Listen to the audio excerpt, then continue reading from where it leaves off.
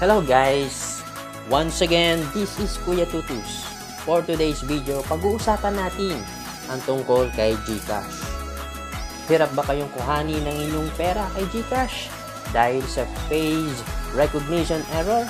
Regardless kung ikaw ba ang may-ari or hindi. Pwes, hindi kayo nagkamali ng pasok ng channel. Dahil ang channel ko ay nagtuturo ng iba't ibang tips or tutorial tulad ng side hustle or extra income at kung paano nyo mapapabilis ang inyong kita at iba pa. Alinsunod dito, may nais akong ibahagi sa inyo, isa na namang kaalaman para sa inyong lahat. Kaya kung bago ka pa lang sa channel ko, please don't forget to subscribe my channel. Paki-like, share, comment, at paki-hit na rin ng notification bell and bell all para ma-notify kayo for my next updated video. Kaya guys, samahan nyo ako hanggang dulo.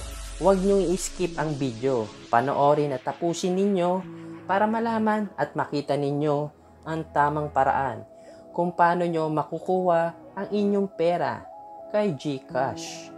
Kaya guys, huwag na natin patagalin. Let's go! Ngayon guys, gamit tayo cellphone para may pakita ko sa inyo ang step by step.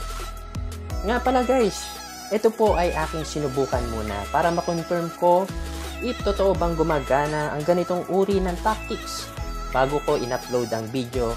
Kaya guys, this is 101 proved and tested by me. Kaya simulan na natin guys. Una, dapat meron po kayong Lazada apps. Ngayon, if wala kayong Lazada apps, andun lang po yung link sa my description below. Kapag okay na po kayo, dapat po ay kayo ay verified sa Lazada apps. Madali lang po yun pag-verify kay Lazada. Basta meron kayong government IDs tulad ng driver's license, passport, national ID, so on and so forth. Check nyo na lang po if anong meron kayo sa mga list ng IDs na hinihingi ni Lazada. Kasi kapag hindi kayo verified kay Lazada apps, hindi nyo rin mailalabas ang inyong pera kay GCash. Ngayon, kapag okay na po ang lahat, proceed na po tayo sa susunod na steps. Nga pala guys, nais ko muna ipakita sa inyo yung nauna kong trial sa pag-transfer kay GCash gamit ang Lazada apps. As you can see guys, nasa cellphone na nga po tayo, no? Ibahagi ko lang po sa inyo yung screenshot ko. Punta na po tayo sa text message para hanapin yung text ni GCash na na-receive na yung withdraw natin kay Lazada. Ito na po yung text message ni GCash. Minimize lang po natin. Hanapin natin yung text message. So, ang sabi dito guys, you receive 625 pesos of GCash from Citibank dated December 23, 2024. Time 12:49 PM. So, bali na withdraw ko siya dated December 20. Mamaya guys, pakita ko sa inyo pagpasok natin kay Lazada apps. Pasok na po tayo kay Lazada apps. Minimize lang po natin, no guys.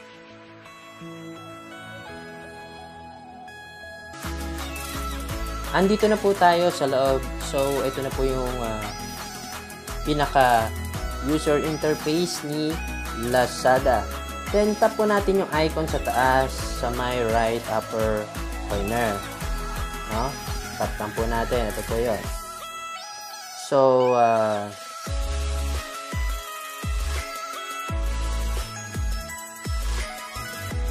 then, tap natin yung transaction history dito sa may bandang gitna sa may left side. Ito po yun. So, ayun guys. Ito na po yung pinaka-history niya. Andito po yung cash in at withdrawal record niya. Pasukin natin yung cash in. Nasa bandang third row. Ito po yun. Tap lang po natin. As you can see, meron daw tayong na-cash in na 630 pesos dated December 20, 2024. Ang time niya ay 6:11 PM. Ang status niya ay successful, no? Note guys, ito po yung galing sa GCash na hindi mabuksan. Then, back lang po natin. Pasukin naman po natin yung withdrawal naman, no? Dito po sa may second row, no? Tap lang po natin yan. As you can see guys, may na-withdraw tayo na 625 pesos. Kung mapapansin nyo, bakit 625 pesos imbis na 630? Kasi po, may charge na 5 pesos. Actually, hindi po siya totally charged. Kumbaga, maiiwan lang din siya sa Lazada wallet nyo. Back lang po natin, guys. Ipakita ko sa inyo yung wallet balance ko kay Lazada, Ayan guys, as you can see, sa bandang taas, left upper corner, may available balance daw na tayo na 5 pesos. So, ayun na po yung natira sa 630 pesos na na-cash in ko gamit ang GCash. Yung GCash na hindi ko mabuksan, guys. So, ngayon guys, mag-actual tayo for the second time kung paano ko ginawa yon. So, let's watch this.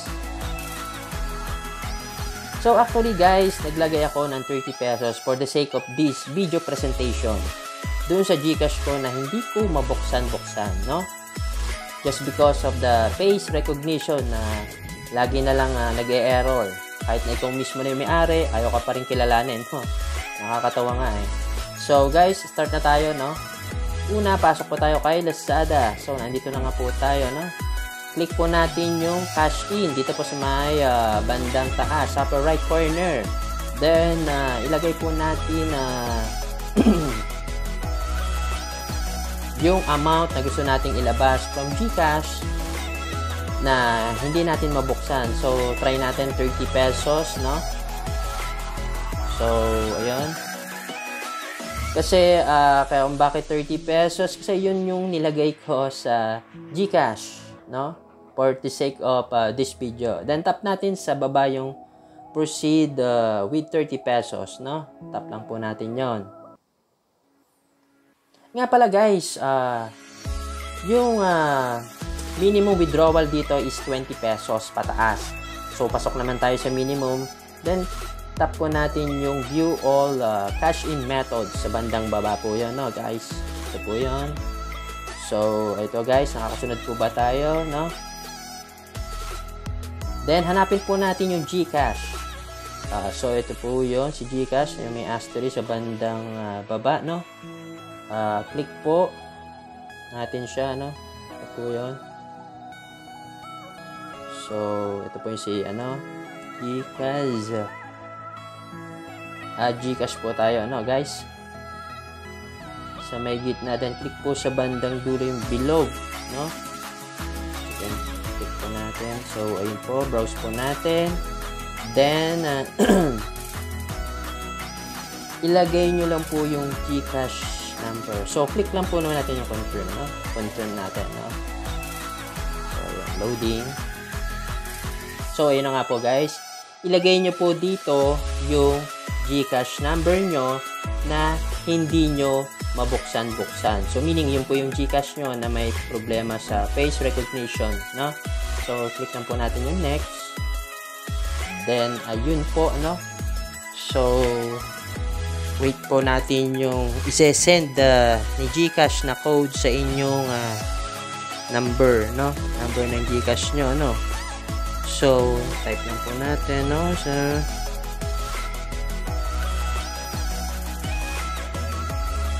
So, kapag nakuha nyo na po yung number, click lang po nyo yung next. So, yun nga po, guys.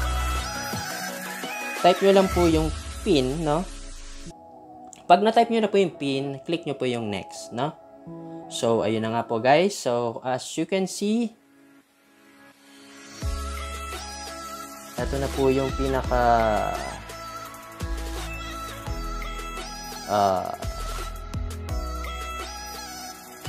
so, kung mapapansin nyo guys, ito yung amount due niya tsaka yung GCash balance. So, meaning tally.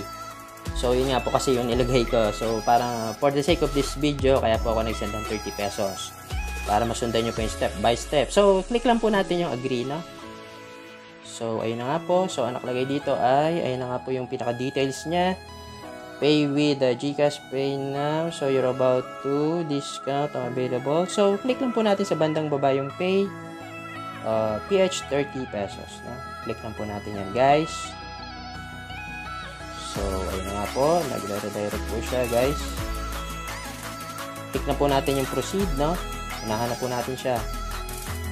So, thank you. We have received your cash in amount.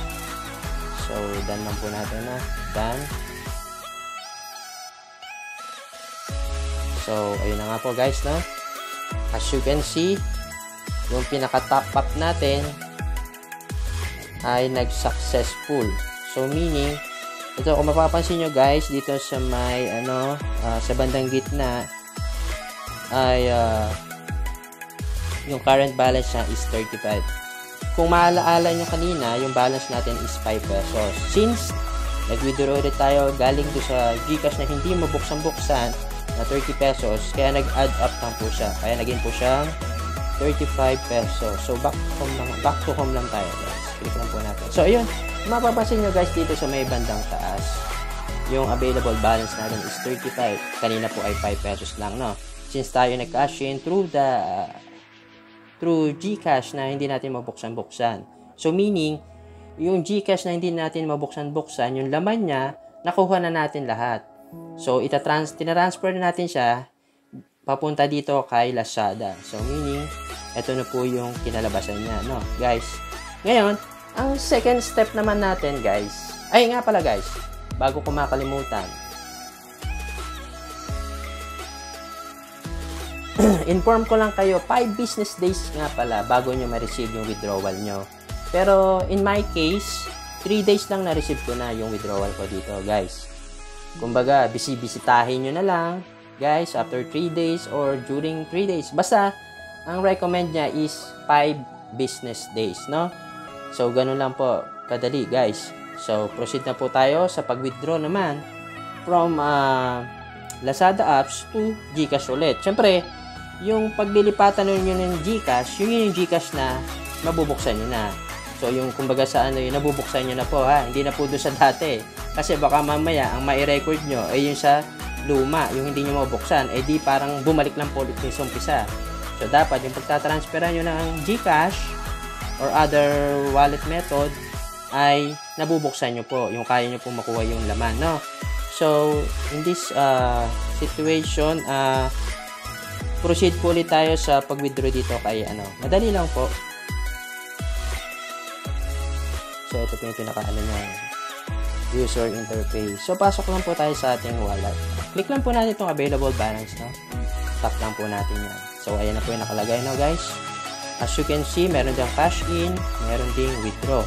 Siyempre, ang purpose natin is mag-withdraw na po tayo, guys. So, click lang po natin yung withdraw, no? Sa bandang kasunod ng cash in, no? Tap lang po natin yung withdraw, no? Guys. So, ayun. Ang sabi, select an account to withdraw. So, meaning,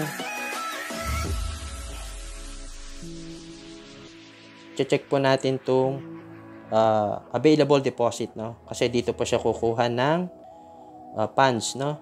Then, proceed. Click lang po natin proceed sa bandang baba, no? Tap lang po natin yan. So, as you can see, guys, so, dito, guys, meron na akong current GCash. So, meaning, ito po yung ginagamit kong pang-receive, no? O, dito ko nilalagay yung aking mga nare-receive, no? So, in my case, hindi na po ako gagawa ng panibagong account. So, madali lang naman po yan. Bank account. Kumbaga, ready na po siya. So, kapag meron na po kayong bank account, no? Dito kay Lazada, so, tap nyo lang po yan. Halimbawa, tapos na po kayo. Tap nyo lang po to kasi since meron na po ako. At ilagay muna po natin yung amount.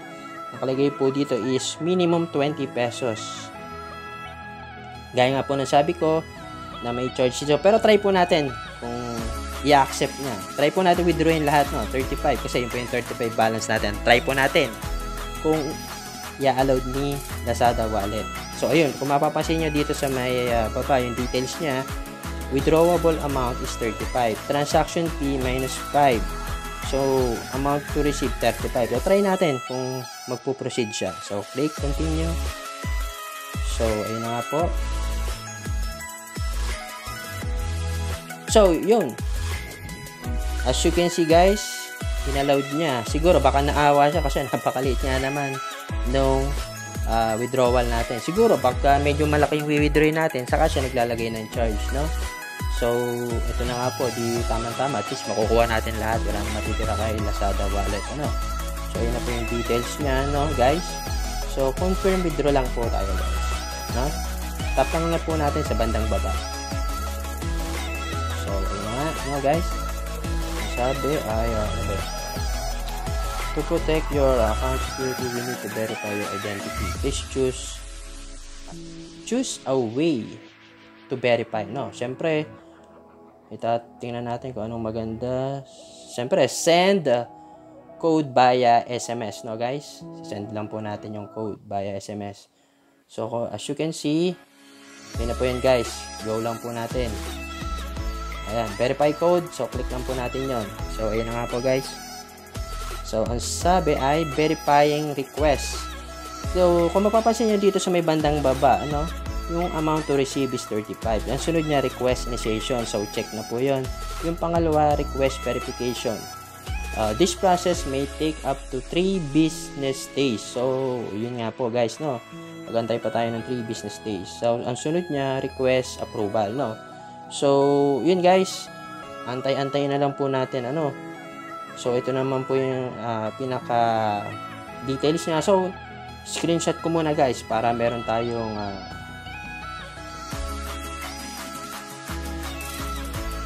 kopya, no. So, ayan po yung nakalagay, no. Time, date, no. December 24, 12:45 PM, no. As you can see guys, ayan na po yung pinaka details niya. So, ayan po yung transaction ID. So, click na lang po natin itong okay, no, guys. Click okay. So, yun na nga po. Kung mapapansin nyo, yung available balance natin is 0 na, guys, no. So, nangyayari niyan, guys. Antay-antay na lang po tayo. Gaya nga ng sabi ko, bisibistahin na lang nyo. So, after 3 days na, kasi may processing, ano pa siya, no. Kaya, kumbaga, all in all, aabutin daw ng 5 business days. Pero in my case, yung nauna ko, 3 days lang, okay na, approved na. May send na sa akin yung, withdrawal from Lazada. So, ayun guys. At kung nakatulong sa inyo ang video na ito, huwag niyo naman kalimutang mag-subscribe sa channel ko. Paki-like, share niyo na rin sa mga kakilala niyo or friends. Baka need nila itong video ko at makatulong sa kanila. Mag-comment at pakihit na rin ang notification bell and bell all para ma-notify kayo for my next updated videos. Now guys, so hanggang dito na lang guys. Sana ay may napulot kayong aral sa video kong ito. Thanks for watching. Hanggang sa muli. Paalam!